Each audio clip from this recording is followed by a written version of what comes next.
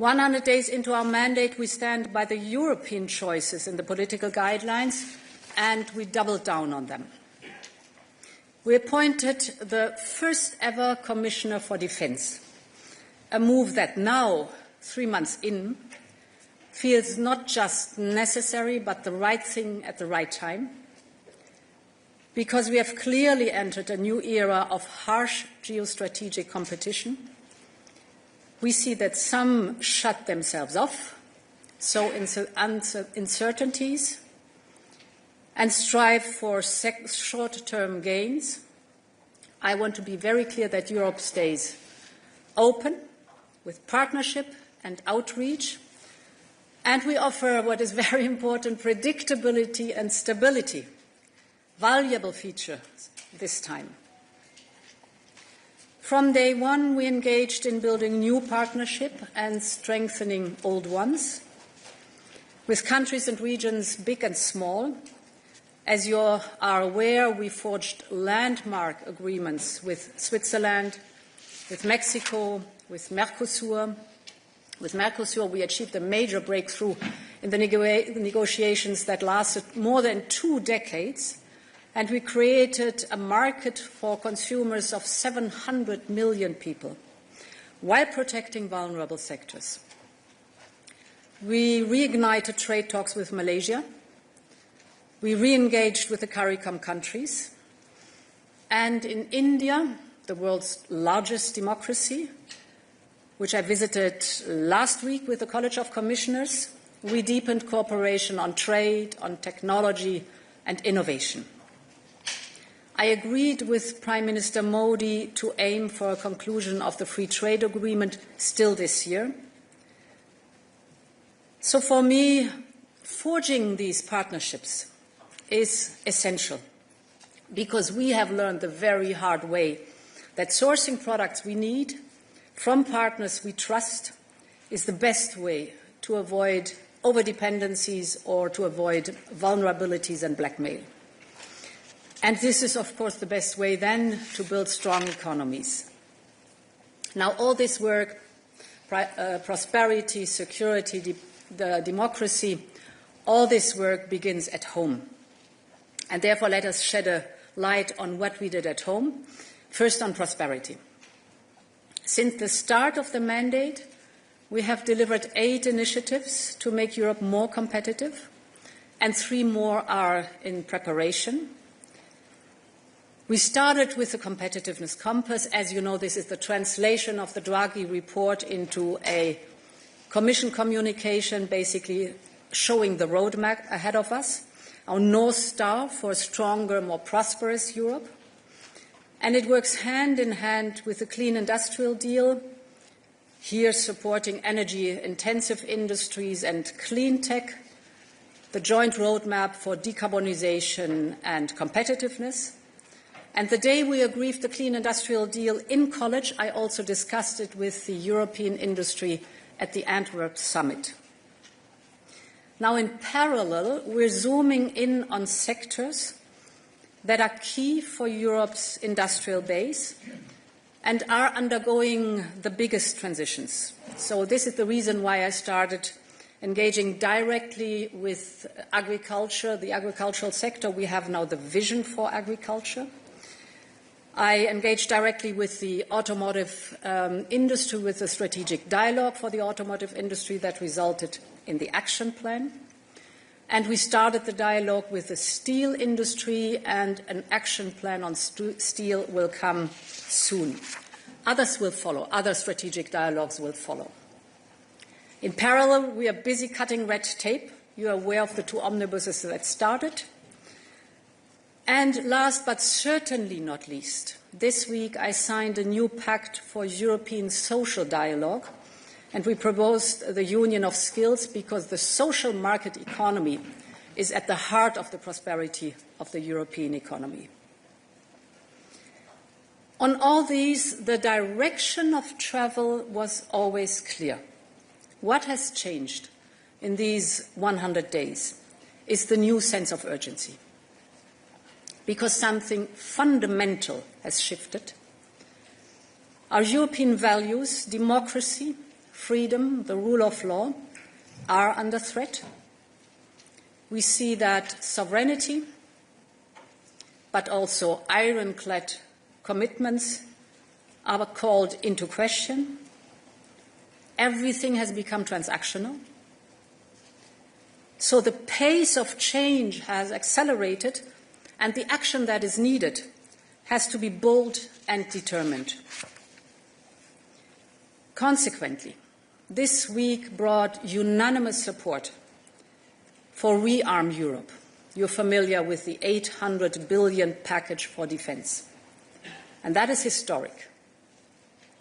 This can be the foundation of a European defence union. We will drive the Rearm Europe plan forward with full force. The idea behind it is we must unleash the full potential in the face of concrete threats. And if we can team up with other like-minded countries, such as the UK or Norway or Canada, the potential is even greater. And it's important to state that economic strength and Europe's plan to rearm are two sides of the same coin. Europe's economic and innovative potential is an asset for its security, but vice versa, you see that Europe's defence efforts can give a massive boost to a more competitive single market in the midterm and in the long term. The upcoming huge investments in Europe's next generation of military equipment and security infrastructure can trigger a powerful tailwind for important industries. Just think of the fast-tracking of digitalization and modernization of the transport networks, or think of the AI applications, quantum computing, secure communication. Think of key technologies like satellite networks, autonomous vehicles, robotics. All of this is on one hand important for Europe's defence, but it is equally important for Europe's competitiveness. SMEs across our union, if you look at those who are in the defence supply chain, 2,500, will be at the heart of this transformation. Now, to be successful, we also need to speed up and involve more private investors. We will launch new omnibus packages to further simplify rules and cut red tape, including in the defence sector. And still this month, we will unveil the European Savings and Investment Union, because only an effective, a deep and liquid capital market can turn the savings into the much, much needed investments. So progress here is no longer a nice to have, it's absolutely a must. In today's world, maintaining Europe as an economic powerhouse is also a matter of collective security. Extraordinary times call for extraordinary measures, and this is also true for my Commission. To deal with the challenging way ahead, we need to switch into a preparedness mindset. And this is why in the next weeks I will convene the first ever Security College. This will ensure that the college members receive regular updates on security developments, whether it's internal security or external security, but also energy, defence, research. Think of cyber, trade, foreign interference. Only if we have a very clear and in-depth understanding of the threats, also the threats we call hybrid threats, can we effectively contribute to collective security. Now, everything we have done in these first 100 days has been focused on our biggest challenges. And we will keep up the work. On Tuesday, that is day 100 of this college, we will adopt an ambitious legal proposal on returns.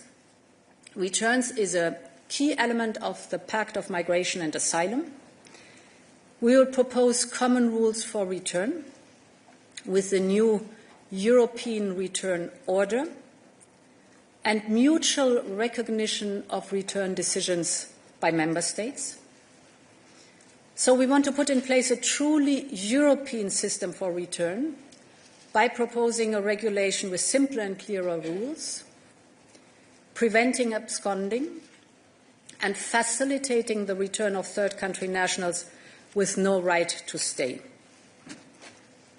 Those who are forcibly returned will be issued with an entry ban, and we will be stricter where there are security risks. We will be assertive, but we will also make sure that we will act in full respect of our obligations under international law and fundamental rights. To conclude, the Commission is ready to tackle today's crisis. We need speed, we need scale, we need determination. We have a once-in-a-generation chance to build a stronger, a more prosperous, a more secure Europe. So let's seize the moment because it's Europe's moment. Thank you very much. Thank you, President. And we can open the floor to questions. We'll start here in the middle, please, in the front. Yes, you.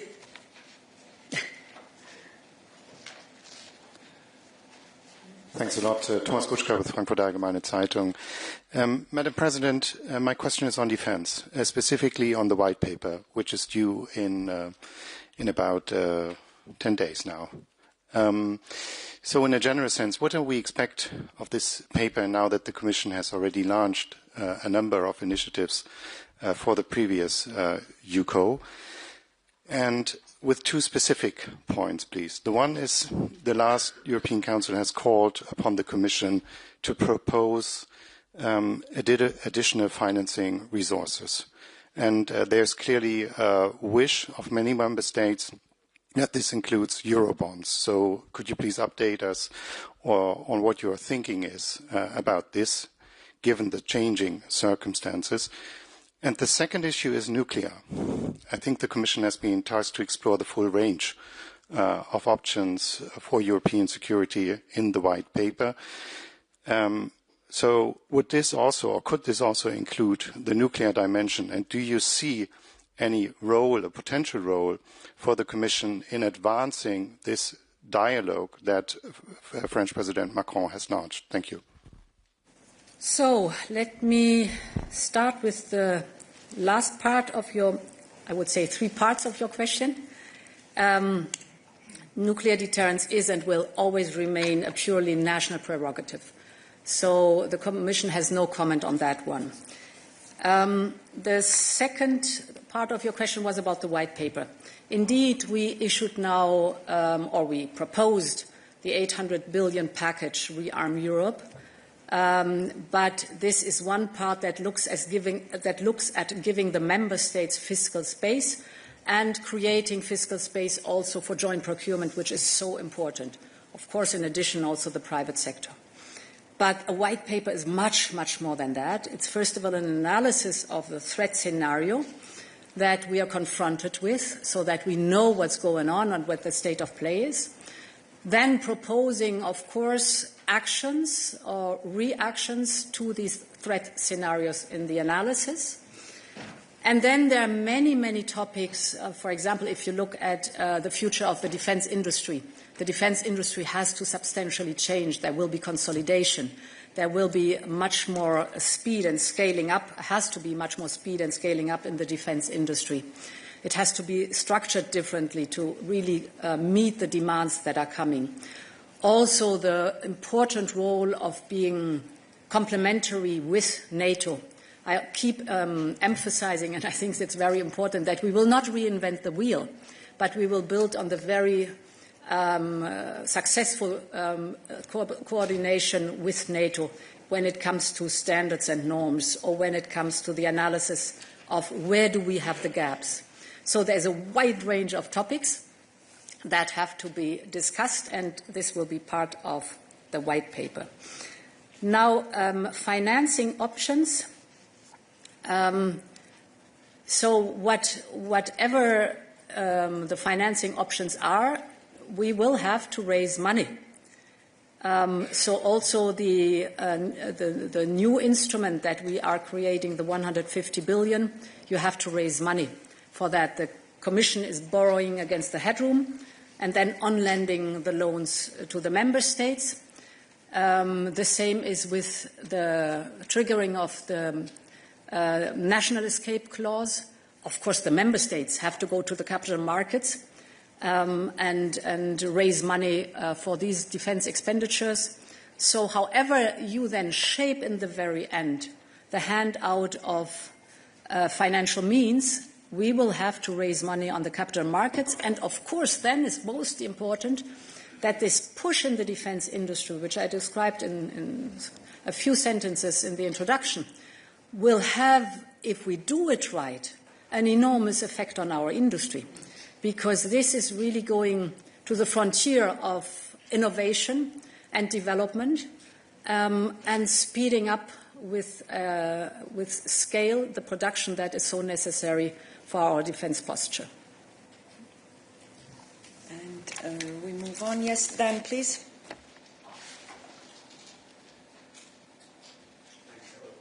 Dan Michaels with the Wall Street Journal. About the omnibus and simplification and cutting red tape, the initial reaction of the business community was essentially nice start, but you've got a lot more work to do. I guess to use your words, you need to be bolder and more determined. Do you think, given the pushback that there is from other parts of society and other interests, it's possible to achieve what business is pushing for, especially when the United States, under President Trump, is deregulating, or in some cases just appears to be set to throw away a lot of regulations? Thank you. It's about simplification. And on one thing we are very, very clear. We have our common goals cast in law, that is climate neutrality by 2050 and at least minus 55% by 2030. How we get there is flexible, pragmatic and adaptable, technology neutral. That's very important because it's a huge transformation. The global economy is undergoing. No one has done it before. So you have to be willing and able to adapt all the time without leaving the sight on the goal that we have agreed together. I think this is very important for that. For this also you need simplification and speed. And I'll give you an example from taxonomy. I think this shows why you can have both goals, stay true to the goal and be faster and simpler. Taxonomy, with the changes we introduced, 90% of the companies are out of the scope, so do not have to deliver on reporting on taxonomy. But what is affected is only 1% of what is actually it's a carbon border adjustment mechanism, 1% that is coming to the market. So 1% of carbon footprint is affected by that, 99% not. And these are points where you see that simplification can be done without letting the goal out of sight.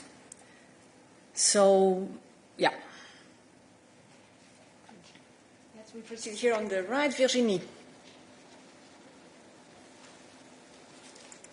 Oui, bonjour, Virginie Malingue du Monde. J'ai deux questions.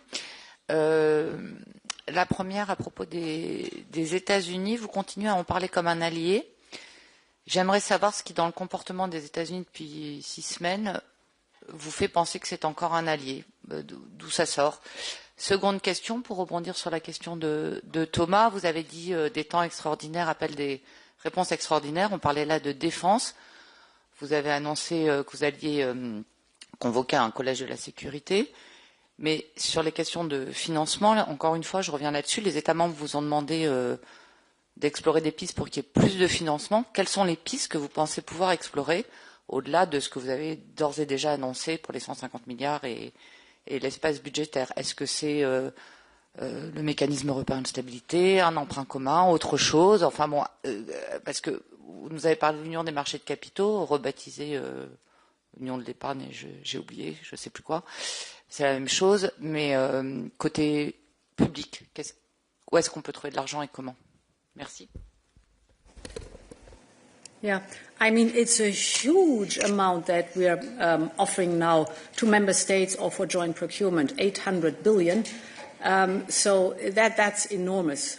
And therefore, I think we will focus now on delivering the legal proposals, which is under time pressure. We are under time pressure to do that. We want to do this before the next European Council. And this is where the focus is on. Of course, if there are interesting ideas, I'm absolutely willing to look into this. But the tasking of the European Council was very clear, that we deliver on the national escape clause and that we deliver on the proposal with the new instrument with 150 billion euros in loans for joint procurement. We are looking into the topic of cohesion funds, as you know, and to deliver on the private sector, the Savings and Investment Union, and a different lending pattern of the EIB. Cut, the other part of your question, the United States, they have been for more than 80 years our closest ally. And in the face of adversity, the US and Europe have always been stronger together. And yes, there are differences, but we might have different views on some topics, but if you look at the common interests that we have, they always outweigh our differences. So I think it's important that we work together. We will have our differences. We have to sort them out, but we will have to find common avenues. Oui, Virginie, vas-y. Oui, ma question sur les États-Unis, c'était pas une question de savoir si on avait intérêt à être alliés, parce que ça, vous l'avez déjà dit. C'était vraiment, depuis le 20 janvier, qu'est-ce qui vous fait croire dans le comportement de l'administration Trump que ce sont encore vos alliés, nos alliés? Voilà. Est-ce qu'il y a des éléments, des choses qui ont été faites, des choses qui ont été dites, qui vous font encore croire possible que les États-Unis soient les alliés de l'Union européenne, des Européens? Okay, got your question. Of course, the United States are allies. This does not mean that the pattern that we had the last, at least 25 to 30 years, if not longer, that the pattern is still the right one, that the bulk of the defense responsibility lies with the United States and not with all the other allies. We have to do our homework. We have to fulfill our responsibilities. We have to take them on our shoulders. And therefore, the first step with the rearm package is so important, to make very sure that we need really to step up our own defense. Being allies does not mean that there is an imbalance in the responsibility or the burden that has been shared. I was present in 2014 as Defence Minister in Wales when the 2% were agreed. Well, we know today where the figures are, and we know that we will need more than 2%. The Secretary General of NATO speaks of north of 3%. And this is a call that goes to all of us in the alliance, or all those in the alliance. So the European Union really has to step up. The member states in the European Union have to step up. Some have already, have done their homework without any question, but others have not. And then, when we're doing this, we should do it in a smart way. Therefore, this double approach, on one hand, as every member state is different, they need the national fiscal space to do what is necessary in their national posture. But on the other hand, we are fully aware that we have domains, and we have identified these 6 to 7 domains, where we need joint procurement, joint action, so that the member states can chip in contracts, multi-annual contracts, for huge topics like an advanced air defense shield, or the missiles, the drones, the ammunition. We all know these topics, where we have to step up together. And therefore, this road is paved. There's a third element, that in parallel, we have to make sure that Ukraine is in a position that it can keep on fighting till we have reached a just and lasting peace. And with the new instrument, the member states can chip in initiatives, for example, like the Danish initiative or the Czech initiative, but they can also procure military capability that then are given to Ukraine, for example. So my plaidoyer is, we are allies, but this means that all allies have to take their responsibilities. Carol, please. Carl de Beyer here.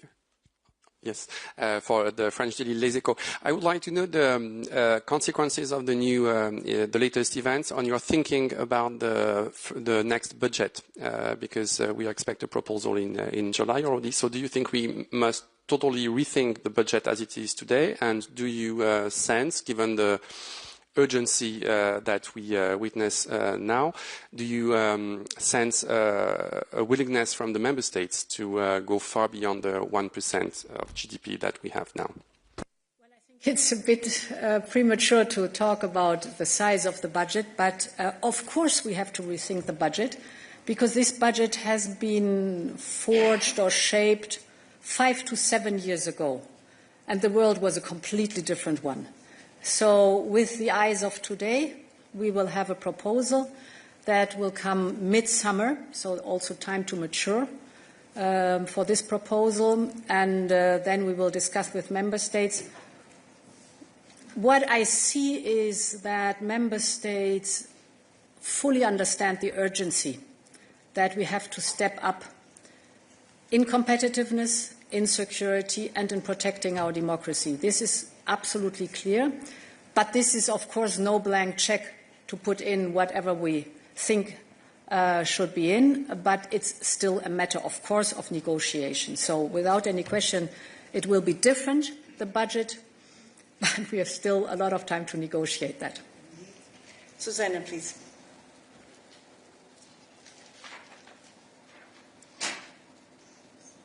Thank you. Here. Susana Freixas for SIC and Expresso Portugal. A kind of follow-up question, because on Thursday, President Costa said that there should be no taboos, and he was mentioning common borrowing for grants. Clearly, after 2 questions, you avoid the word grants or common borrowing for grants. So my question is very direct. Do you think that there is no need for common borrowing for grants? So this is my first question. And if I may, a follow-up question also regarding the relation with the US. Do you think that at some point during your mandate you will have to de-risk the relation with the US as you have done with China? So for the second question, a clear no. It's a completely different relationship we have with the United States than we have with China. Therefore, a clear answer.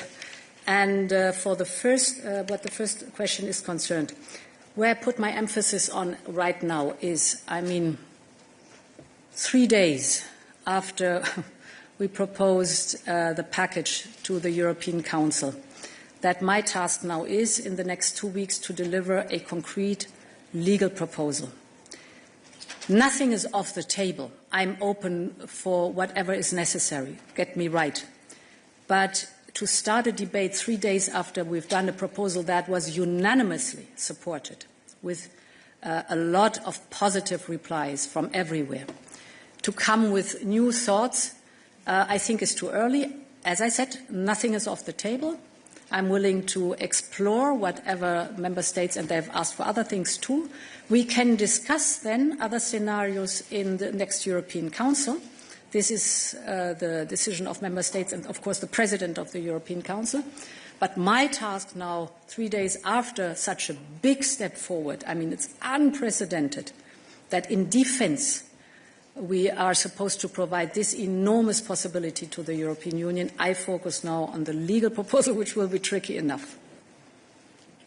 Please. Anselm Stern, Second German Television. Germany is going into debt. The EU is lifting the European debt brake. How much is the European Stability Act in danger? Yeah.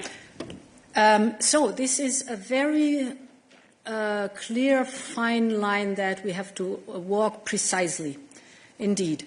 And therefore, the national escape clause is being triggered in a very controlled manner, proportionate and time limited. and with a strong focus on looking at the individual situation of member states. That's very important. Therefore, we chose the national escape clause. If I may say, in COVID, it was the general escape clause, and it was open to everything and for everybody. Here, it's very targeted and very controlled. It gives fiscal space on defence for a period of 4 years. This fiscal space is potentially generous, yes. Member states can rise to 1.5%, increasing on GDP. That is an enormous sum that is there potentially. And therefore, if we do it in such a controlled manner while keeping the rest of our binding rules, don't forget that the Stability and Growth Pact is very strict on everything else, this can also be a much-needed boost and investment in the European economy and thus the European prosperity and our competitiveness. I put some emphasis on it because if you look at the state of play today, 80% of the investments in defence, which are already billions, are going abroad, outside the European Union. 80%. This is good jobs, lots of research and development outside the European Union. Only 20% land here. We shape this new instrument also for joint procurement in Europe because, of course, this has knock-on effects that are extremely valuable for our economy, for dual use. So we know it's not only military purposes. The classical example everybody knows is in military research, the World Wide Web and GPS have been developed and a lot other things. Look at the usage of drones today. In the civil sector. It's vast. It started in the military sector. So we have a huge potential in research and development with spillover effects in the civil economy, plus vice versa. We also know that the civil economy is contributing a lot with innovation and research to the military development. And therefore, if done carefully, controlled, properly, it can be a huge opportunity. Angela, please.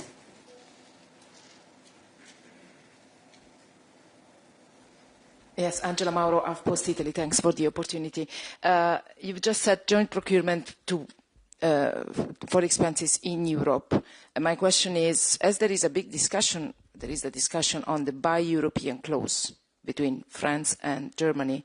What do you think of this? And if I can, another question on the name, Rearm Europe. Some say it's unpopular, like the Italian Prime Minister thinks it's unpopular.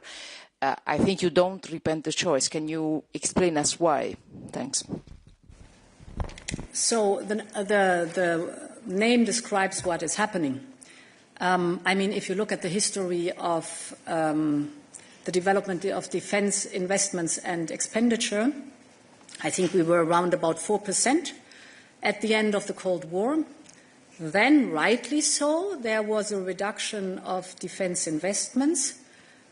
It was the time of the end of history, Fukuyama. So all these affect the peace dividend, yes. But then it went further than only a peace dividend and went into, because of tight budgets and financial crises and so on, into decreasing in underinvestment. At least 1 or 2 decades of underinvestment. And therefore, it is necessary to establish the posture again that is so important. The new instrument of 150 billion euros for joint procurement, we will call it SAFE, Security Action for Europe. So that's a core element. And yes, there was a first part in your question, and I forgot it, I must admit. By European. Sorry, I started with the second part. It's never good to ask me 2 questions. I always forget the second one. So I think I just explained why I think over time it can't be that 80% of our investment, think of these 800 billion. If 80% go abroad, this is very good for other regions, but not good for the European Union. I'm aware of the fact that this is a gradual increase of Buy European and that we have to think about what includes Europe. For example, we have strong ties to our British friends, or I remember very good connections to Norway excellent in submarines, for example. So we have to think smartly how we do this, but that in general it has to deliver also on research development and good jobs. Here in Europe is for me very important. Why do I say gradually? Because the reason that at the moment we're buying 80% outside of the European Union is that we needed, and we need urgently, the capability, and they were not here. So we also have to rethink the functioning of the European defence industrial base. There needs to be consolidation. There will need, on our side, we need reforms of the procurement directive, for example, that you can chip in existing contracts already, and many things like that that are hindering today defence companies to work seamlessly together and thus scale up and speed up the process. Perhaps the last comment on that one for me is exemplary, the unbelievable speed and quality in Ukraine of the defence industry. There was almost nothing when the war started.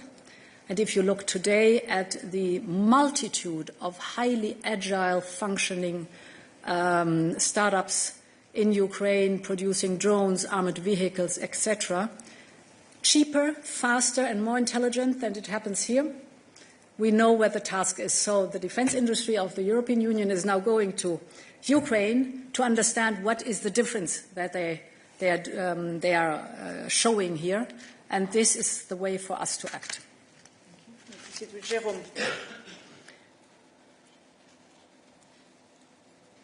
Jérôme Cartier de l'agence France Presse.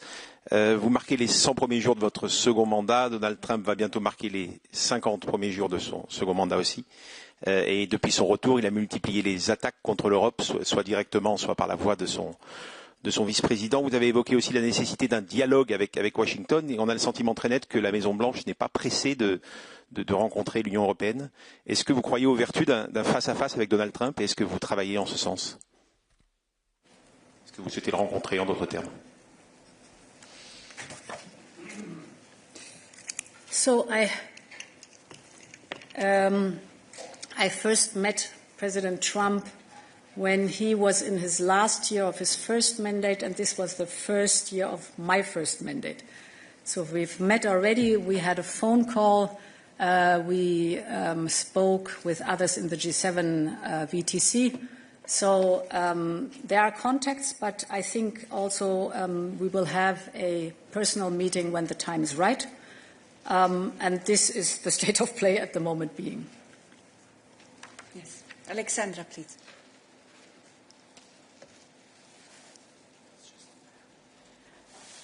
Thank you so much, Paula. Madam President, a follow-up on the defence.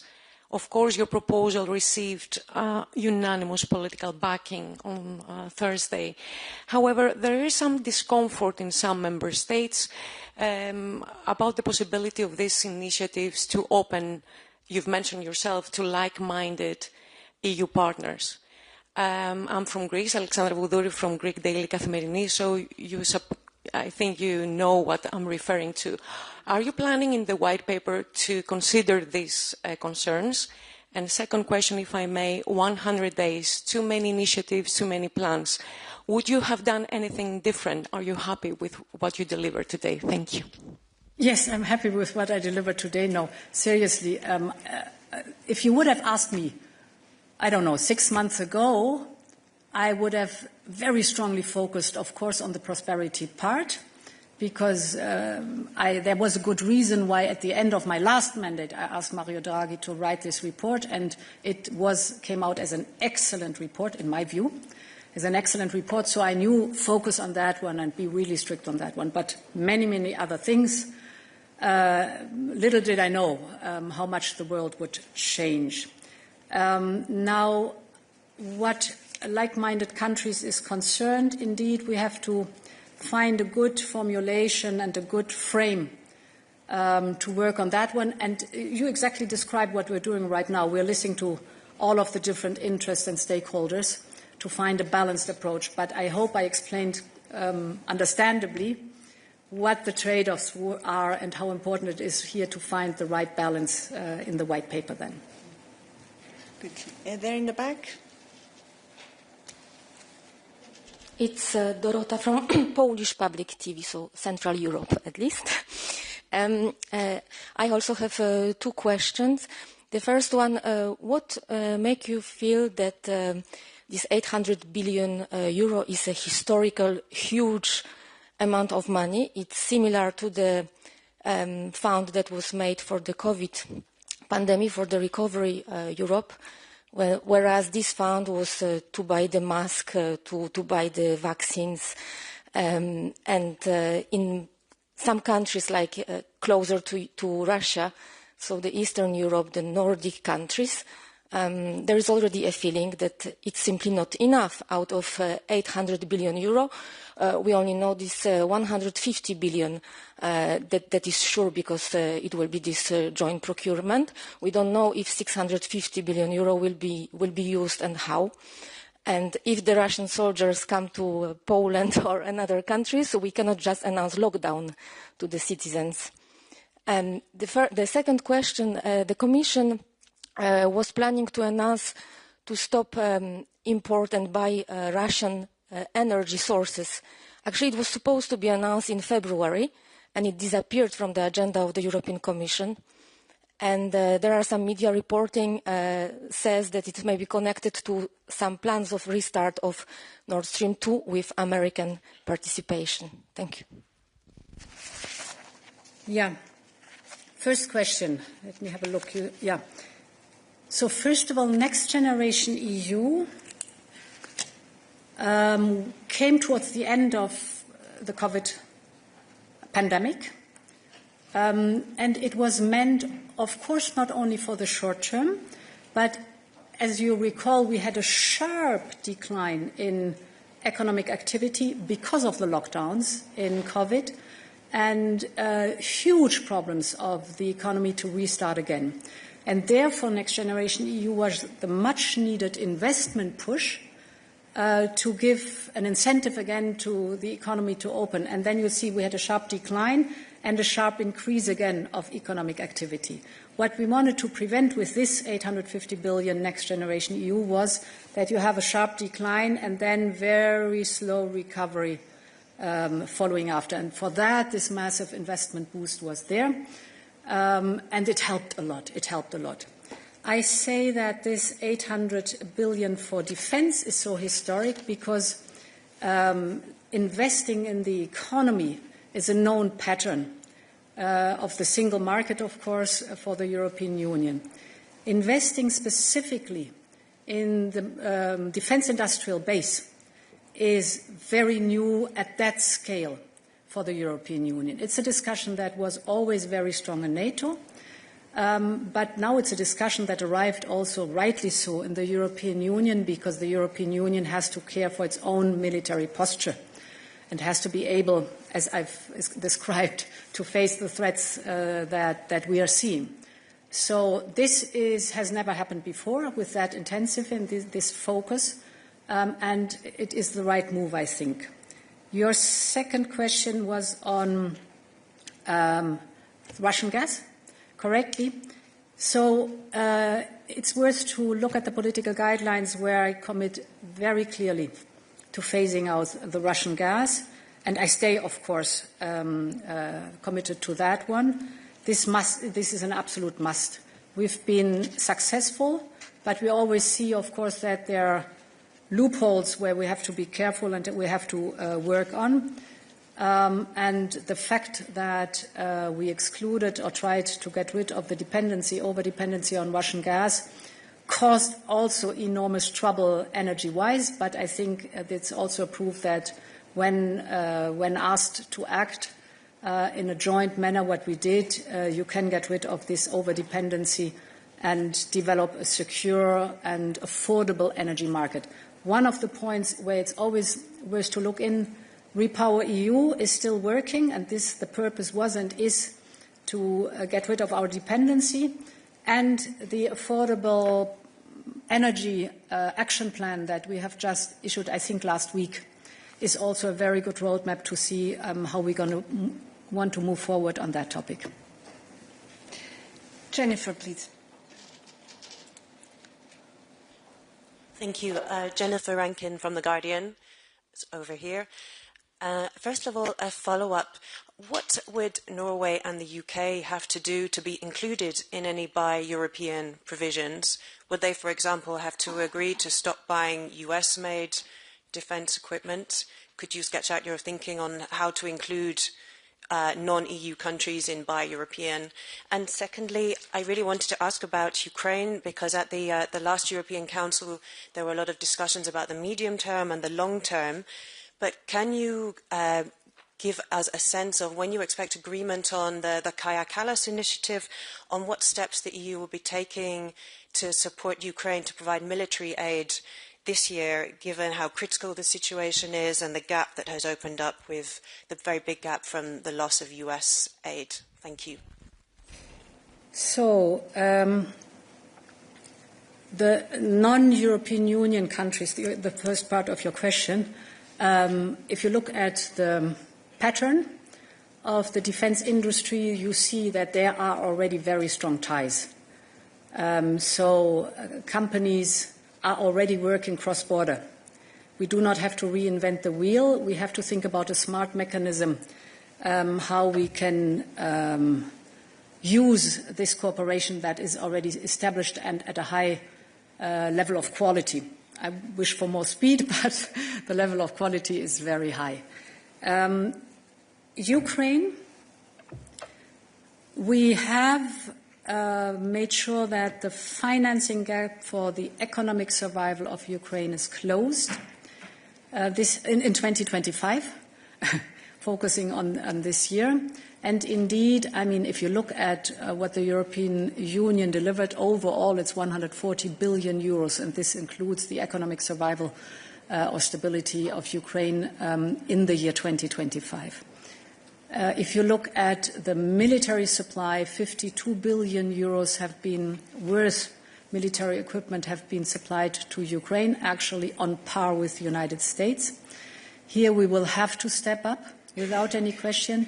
This initiative, Rearm Europe, helps a lot because it gives in two ways at least, and the third one is the possibility of private investment also, possibilities to be faster and more targeted in supporting Ukraine.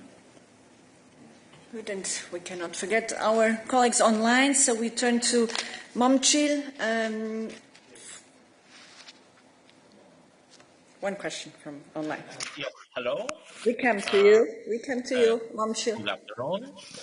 President, I have two questions. First question, President, last year during a pre-election debate, you said that parties like Revival in Bulgaria and others in other European countries want to trample our values and destroy our Europe. But we at the EPP... Momchil, I'm sorry, we cannot see you, Momchil, and you know the rules, right? Okay. We need to be able to see you. Do you see me now? No.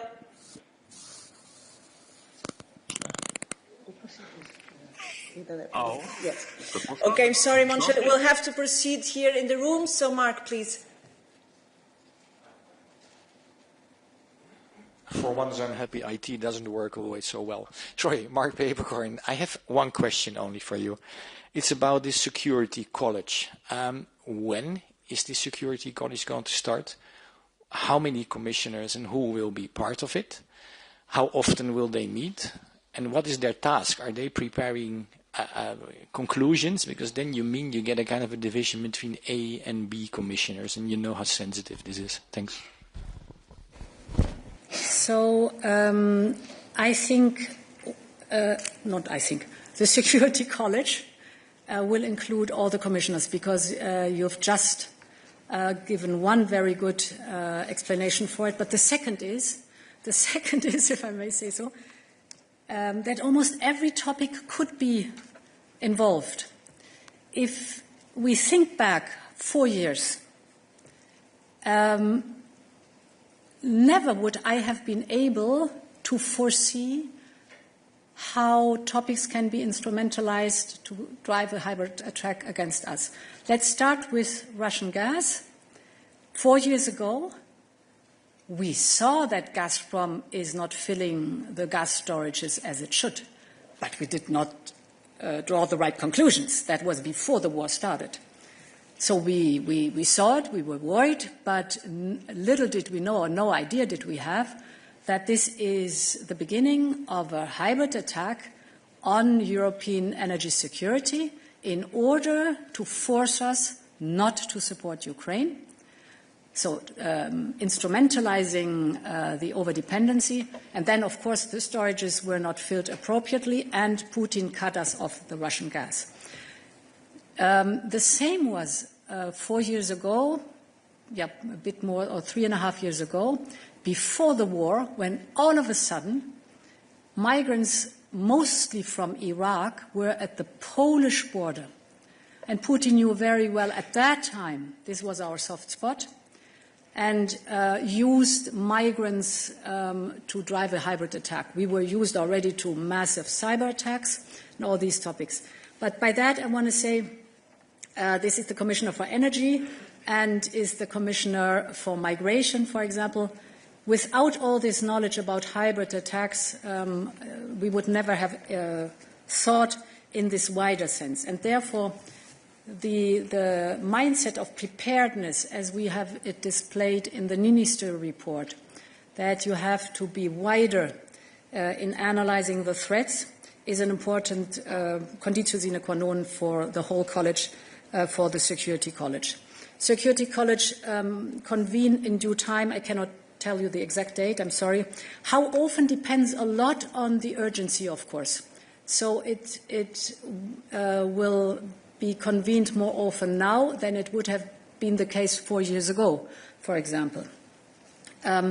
Important is that we get regular briefings from the relevant security services to be ahead of the curve and to remain ahead of the curve. So knowledge is important.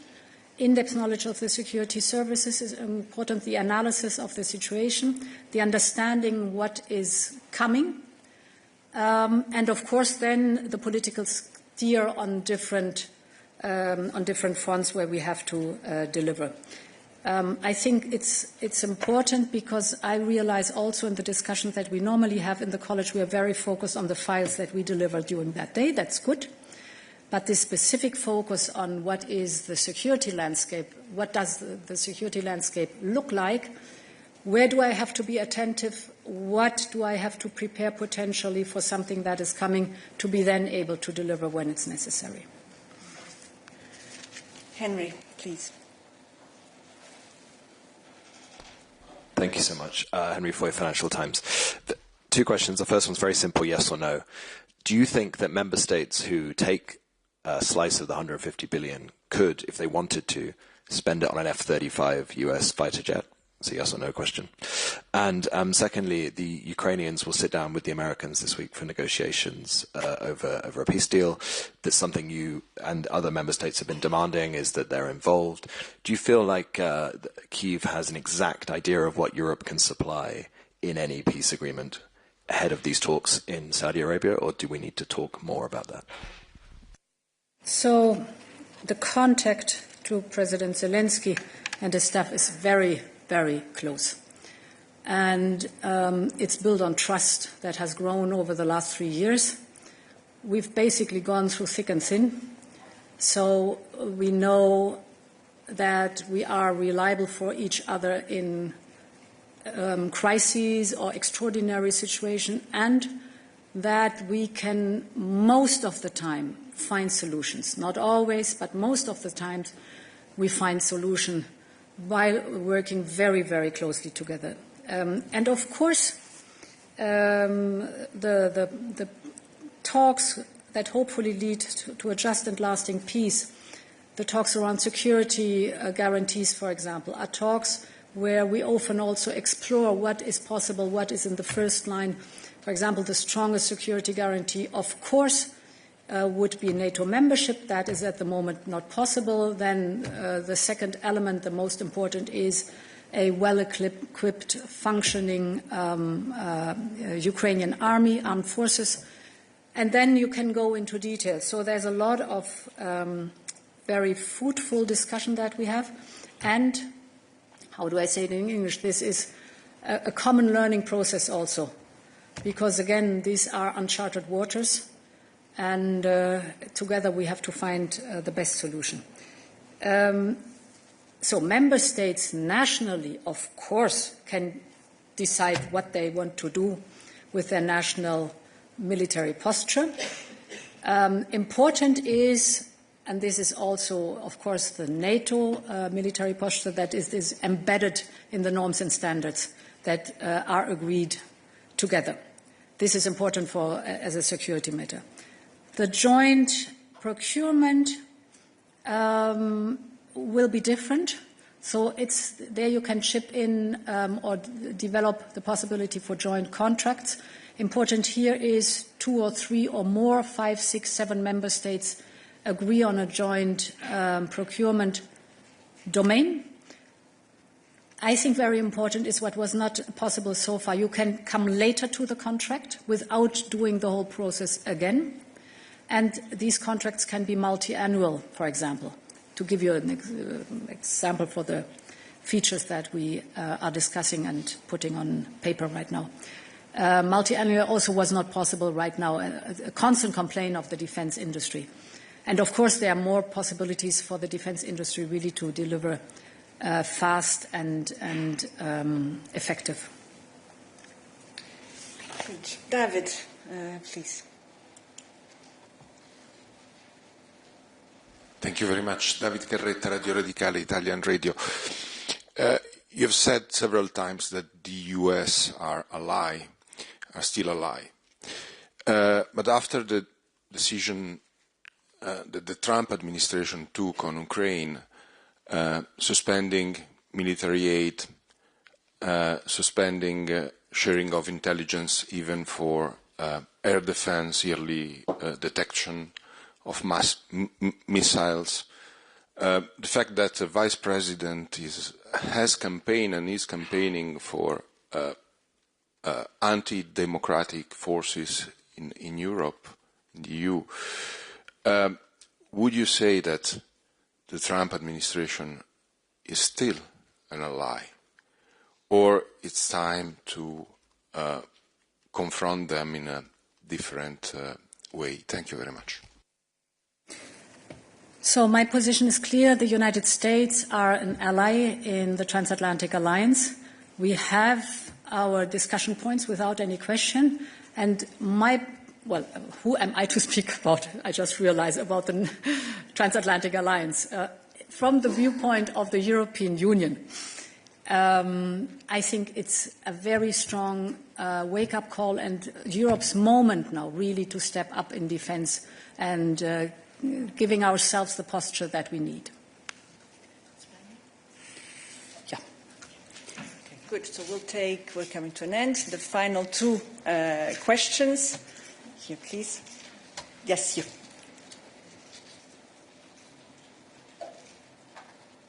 Hello, thank you. My name is Yulia Sarivan. I'm from Republic of Moldova, representing Journal TV. So, just before the special summit, President Macron said that Russia's next target is definitely Moldova and Romania, especially in terms of disinformation and cyber attacks. So in the meantime, the European Union is strengthening its defense through Rearm Europe. What does this plan mean for non-EU countries as Moldova is, and can we expect even more support from the European Union? Thank you. So Moldova, for sure, as a candidate country, can expect a lot of support from the European Union, and I think we are on a very good path.